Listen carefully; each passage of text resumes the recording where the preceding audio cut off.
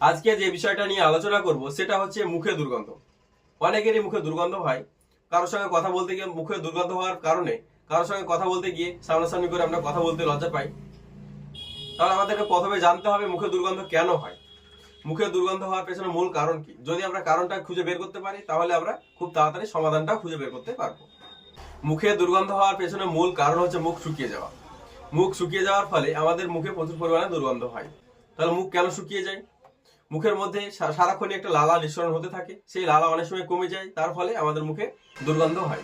দেখবেন অনেক সময় রাত্রেবেলা আমরা শুয়ে আছি, সকালবেলা ঘুম থেকে ওঠার পরে মুখে দুর্গন্ধ সৃষ্টি হয়। রাত্রেবেলাতে মুখে লালা নিঃসরণ অনেক কম হয়, তার জন্য আমাদের মুখে দুর্গন্ধ হয়। তাহলে কি করতে হবে? পর্যাপ্ত পরিমাণে জল খেতে হবে। এমন কিছু খেতে হবে যেটা অনেকক্ষণ ধরে চিবাতে হয়, যেমন শসা, টমেটো, গাজর, এগুলা অনেকক্ষণ ধরে চিবাতে হয়, যার ফলে আমাদের মুখে প্রচুর পরিমাণে লালা নিঃসরণ হয়।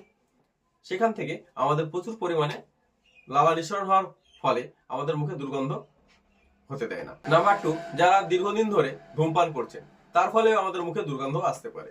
ধূমপান করার ফলে মুখের ভিতরে প্রচুর পরিমাণে ব্যাকটেরিয়া সৃষ্টি হয়, সেখান থেকে প্রচুর পরিমাণে মুখে দুর্গন্ধ আসতে পারে। এমনকি গলনালী ক্যান্সার, মুখের ক্যান্সার সৃষ্টি হওয়ার মতো সমস্যাও আসতে পারে।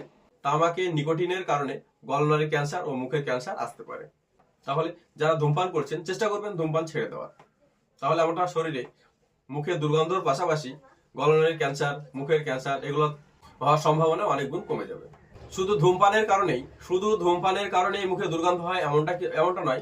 ধূমপানের নিকোটিন থাকে, তার পাশাপাশি প্রচুর পরিমাণে যে জর্দা, গোল, খৈনি, গুটকা এগুলোতেও প্রচুর পরিমাণে নিকোটিন থাকে, সেগুলো থেকেও আমাদের মুখে দুর্গন্ধ হতে পারে, সেখান থেকে গলনালী ক্যান্সার, মুখের। তাহলে আমাদেরকে চেষ্টা করতে হবে খৈনি, গোল, গুটকা, তামাক বা ধূমপান এগুলা করা ছেড়ে দেওয়ার চেষ্টা করতে হবে। যদি করা অভ্যাস থাকে সেখান থেকে যদি মুখে দুর্গন্ধ আসে। ধূমপান করার ফলে আমাদের মুখে অনেক সময় লালা শুকিয়ে যায়, লালা নিঃসরণ কমে যায়, সেখান থেকে মুখে দুর্গন্ধ আসে। এছাড়াও খাবার খাওয়ার পরে 2 বার ব্রাশ করতে হবে। আমরা অনেক সময় খাবার খেয়ে টুক করে রাত্রেবেলা ঘুমিয়ে পড়ি, সেখান থেকে মুখে প্রচুর পরিমাণে খাবারের কণা থেকে ব্যাকটেরিয়া তৈরি হয়, সেখান থেকে মুখে দুর্গন্ধ হতে পারে। তাই সকালে একবার, রাত্রে একবার চেষ্টা করবেন ব্রাশ করা। ব্রাশ করার পরে আমাদের 2 দাঁতের ফাঁকে যে খাদ্য কণা আটকে যায়, সেই খাদ্য কণা ব্রাশ করার পরেও বেরোয় না, সেখানে আমরা ডেন্টাল ফ্লস ব্যবহার করে দাঁতগুলো পরিষ্কার করব। আমরা অনেক সময় দেখা গেলো মাংস খেলাম, সেখানে যদি দাঁতের ফাঁকে আটকে যায় সেটা আমরা কিন্তু টুথপিক দিয়ে খুঁচিয়ে বের করে ফেলি, কিন্তু যখন দাঁতের ফাঁকে খাবারের কণা আটকে থাকে তখন আমরা বুঝতেও পারি না, সেটা বেরও করি না, সেখান থেকে আমাদের মুখে দুর্গন্ধ আসতে পারে। এছাড়া মাড়ির যদি কোনো সমস্যা হয়ে থাকে, মাড়িতে ব্যথা, মাড়িতে জ্বালা, দাঁতের ডাক্তারের পরামর্শ নিতে হবে।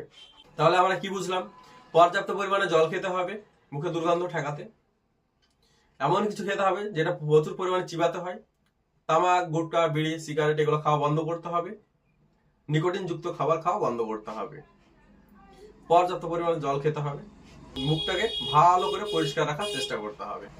আমার এই চ্যানেলের ভিডিও যদি আপনার ভালো লাগে, ইউটিউব থেকে দেখে থাকলে সাবস্ক্রাইব করবেন এবং ফেসবুক থেকে দেখে থাকলে লাইক, শেয়ার ও ফলো করে পাশে থাকবেন। এই চ্যানেলে হেলথ রিলেটেড সকল ভিডিও আপলোড করা হয়, আপনাদের অনেক উপকারে, অনেক কাজে আসবে।